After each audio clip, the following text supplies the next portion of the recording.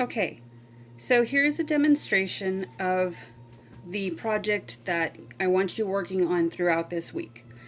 It's a short week. We have about 3 or 4 days to work on this, okay? And it is gathering all of our elements together into one composition. All right, so you're gonna start with a piece of paper, okay, or cardboard, preferably if you're going to be gluing items onto your paper, make sure it's like a nice thick cardstock, that's what this is, or a piece of cardboard. I am sorry for the zooming, my phone just wants to zoom in and out.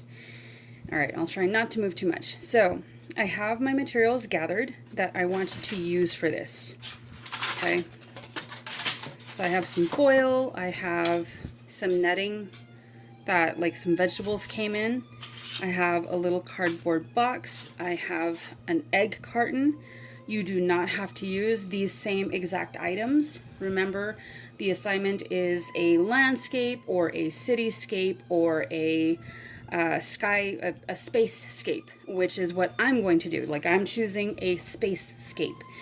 All right, so just to give you an idea, remember, again, we're combining all of our elements, and those elements are line, texture, space, color, shape, form, and value. All right, so in some way, shape, or form, we will be combining all of those. All right, so you're gonna need to like kind of plan out what you want to do with your picture. I already kind of know what I want to do. Like I said, I know I want a spacescape. I already know, like I chose this as one of my planets, okay? So that's one of my, it's actually a form, okay, because it is slightly 3D. And if you're gonna be gluing something like this onto your paper, let me show you how you can glue it on easier. So I'm gonna take some scissors, and this like already has like some little marks around the side to help guide me. I'm just gonna make little clips all the way around.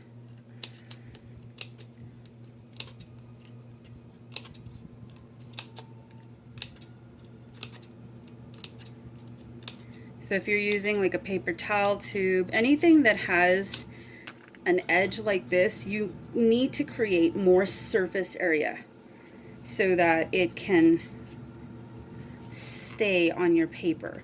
Yeah, you can put like a line of glue, and if you're using a glue gun, it'll probably stay fairly well, but if you're using regular Elmer's glue, it's probably not going to stay too well. So you do want to create more surface area for the glue to adhere to the two surfaces. So that's one surface and my other surface. So you'll be using, don't use a glue stick for this if you're going to be doing 3D objects. Okay, try to use like Elmer's glue, like there's the gel or the regular Elmer's. Since I want my stuff to dry kind of quick, like in the time of this video, I'm using a book glue for bookbinding. Dries fairly quickly. Don't worry, this is not something I'm going to ask you to go out and buy because, well, you can't find it in the city anyway. You'd have to special order it. I don't know how many of you are going to be bookbinders when you grow up, so it's absolutely not necessary. All right, so yes, I am kind of going out of my paper. So what you can do is you can cut it off to match those edges, which is what I was going to do, but I think I kind of like it like that. I think I'm going to leave it. All right, what I might do though is I might cut off that extra.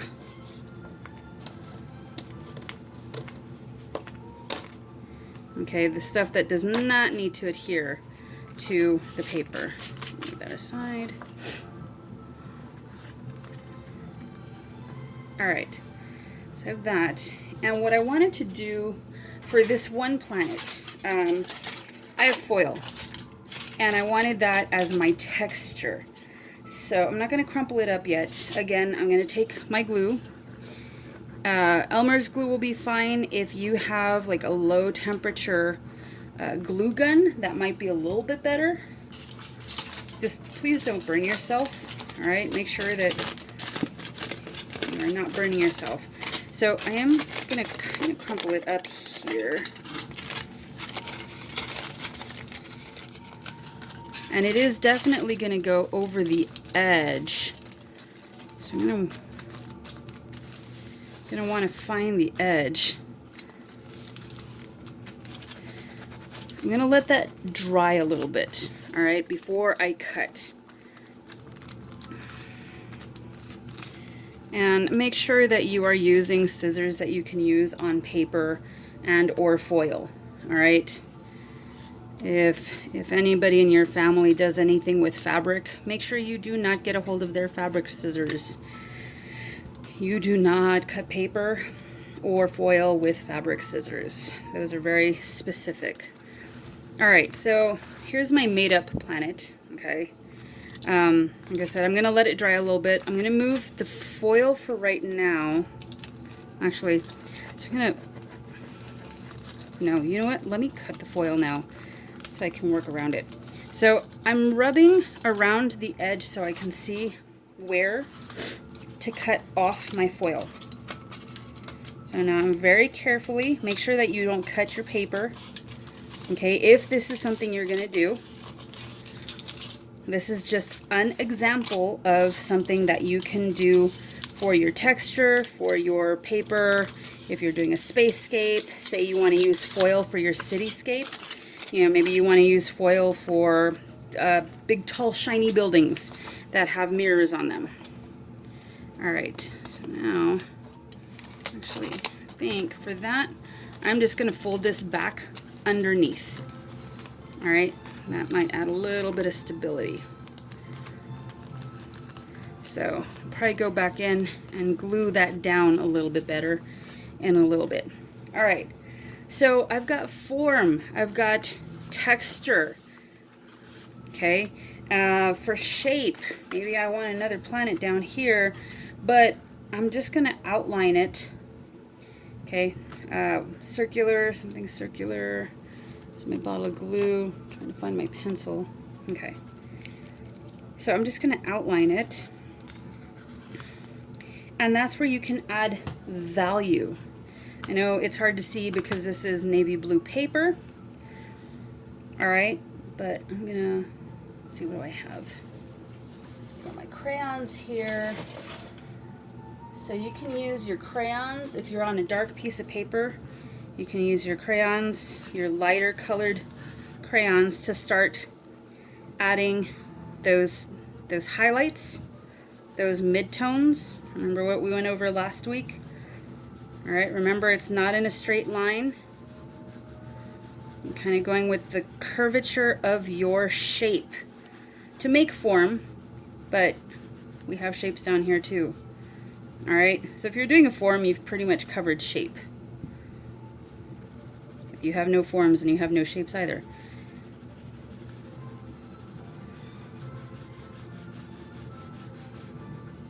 All right, so maybe this is Neptune. This looks like Neptune. Distant blue planet.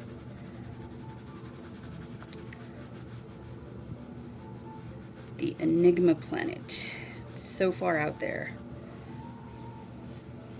All right, so there's a little bit of value added to one of my planets. And, all right, so I have these egg cartons. I really hate throwing them away because they're styrofoam, and I just don't like adding styrofoam to the environment if I can help it. So I use it for other things. You can use it to plant seeds, you know, I don't know, do random things with styrofoam. All right, this is gonna be my spaceship. It's a little capsule. I'm gonna round off my edges. I just needed one little pod. Maybe we're going back to the 1960s of spaceships. Maybe this is gravity. It's just one little pod. All right, but I want to make it look like it's flying towards the moon, which means I'm going to need to flatten it somehow. So I'm going to cut at an angle Just cut it straight across so that I have that. So again, you may need to make those little flaps or use your glue gun. Now, particularly with foam, if you are going to use a glue gun, you need to use a low temperature glue gun. All right, definitely a low temperature glue gun, or you will melt your styrofoam. All right, so the cool thing about that is it looks like it's got little like rocket boosters off to the side already. Ooh, I don't know where I had some really cool construction paper crayons. I don't know where they are right now.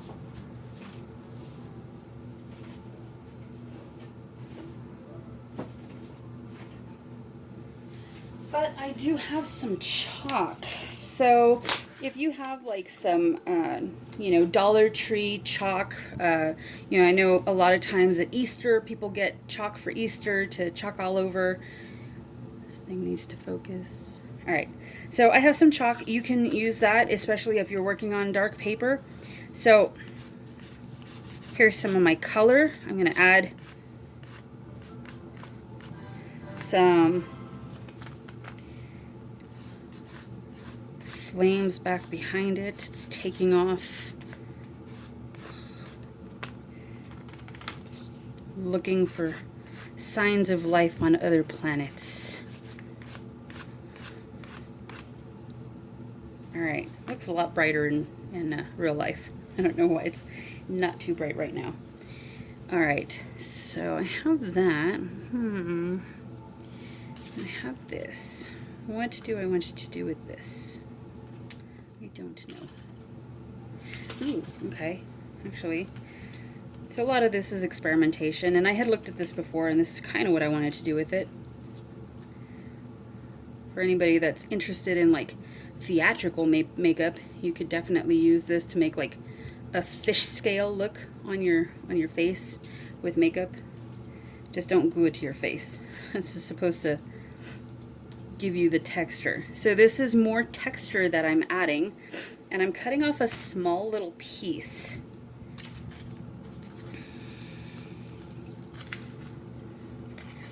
How do I want to make this? So I'm trying to make like a ring. So this isn't Saturn. This is just another planet, which may mean this isn't Neptune down here, but that's okay. All right, so I think I'm going to glue this back behind. I'm going to start. So I want a ring. I'm going to go kind of thick with my glue.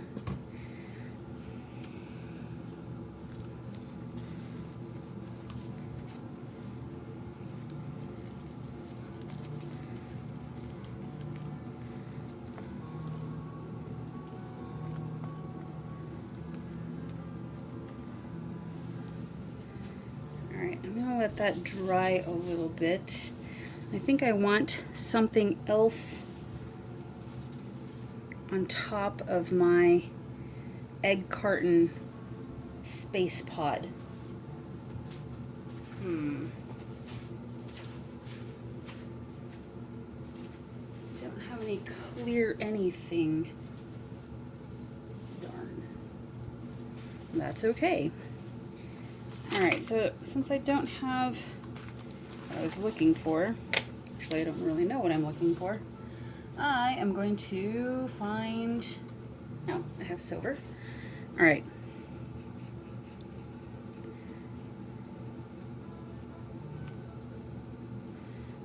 So theoretically you want to let some of this dry first. Okay, you can even add some value there. I'm adding a little bit of value to the dome, like the window that lets them look out. You could paint on top of your styrofoam. If you have Sharpies, you can do that too.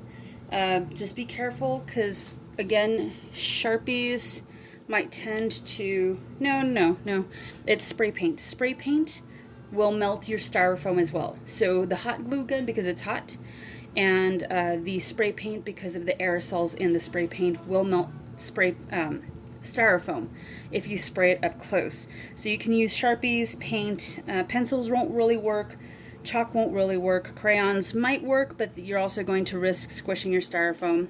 Okay, you can do some watercolor treatments on foil.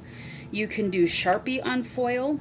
You can do tempera on foil. You can do pretty much anything on foil, except for Crayola markers, because they're water-based. They're just going to kind of do, well, actually, if you wanted to, you could do the Crayola if you want that effect. It's going to give like a, if I can find my Crayola markers, I can show you what it's going to do.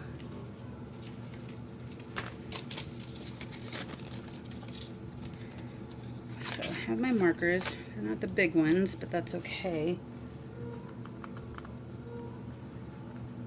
So since they're water-based, the ink pools together and gathers. Now, if you do this, it will take a really long time to dry. All right, you can spray it with some spray paint, or not spray paint, hairspray, and that could possibly work, but it will take a long time to dry. All right, so if you do want to color it with marker and you want it to be one solid color, I would suggest Sharpie if you have them, any kind of alcohol-based marker, okay, not water-based. Crayola are water-based, that makes them washable. Alcohol-based are going to stick to the foil a little bit better, okay? But if you were creating a more 3D texture, you risk squishing your texture if you color too hard. All right, now I'm mixing the Sharpie with the watercolor, and it's helping it stick a little bit better, but not much. All right, so I've got a purple and blue planet. Okay, so I'm gonna fold these back over here. I'm gonna end up gluing them to the back. All right, I'm gonna glue them to the back. I wanna clean up my edges there. All right, so here's my rings around the planet.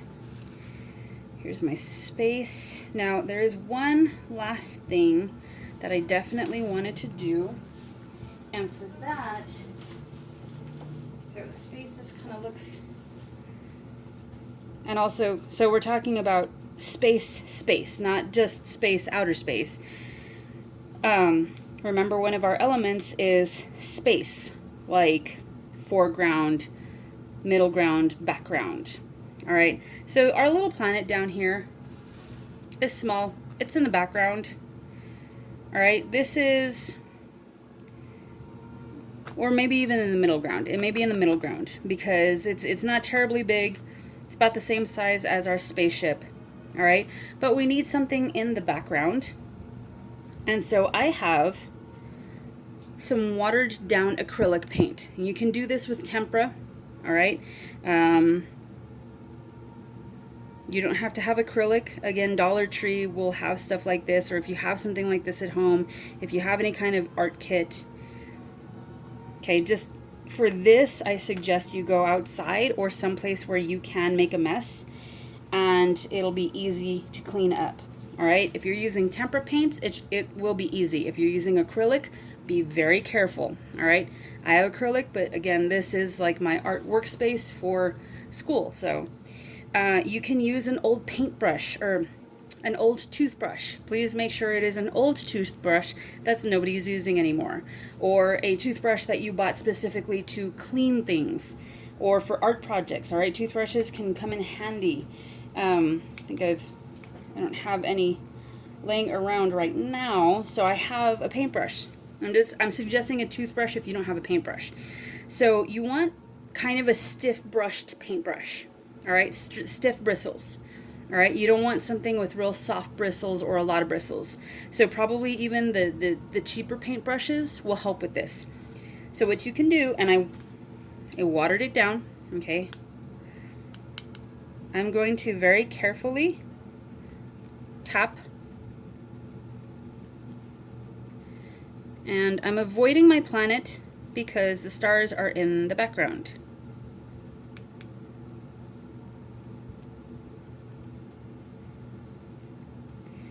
Maybe I want to put some on top of this little planet over here to show that it may be further off into space. We don't know. It's a Martian planet. Well, no, it's not a Martian planet. Martian would denote that it's from Mars. It's a UFO planet. It's an unidentified flying object planet. All right, so you can do that. You can splatter it like that with the toothbrush and the stiff bristle paintbrush. You can also do this if you want finer dots. Okay, so this is going to give variety.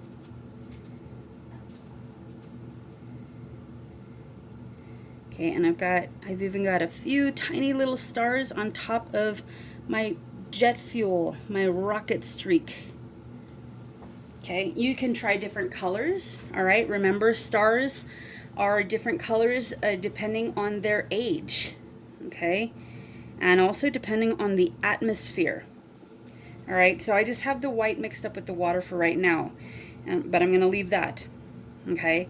So this is my Spacescape, all right? I don't want it 3D so much that it's like, building out.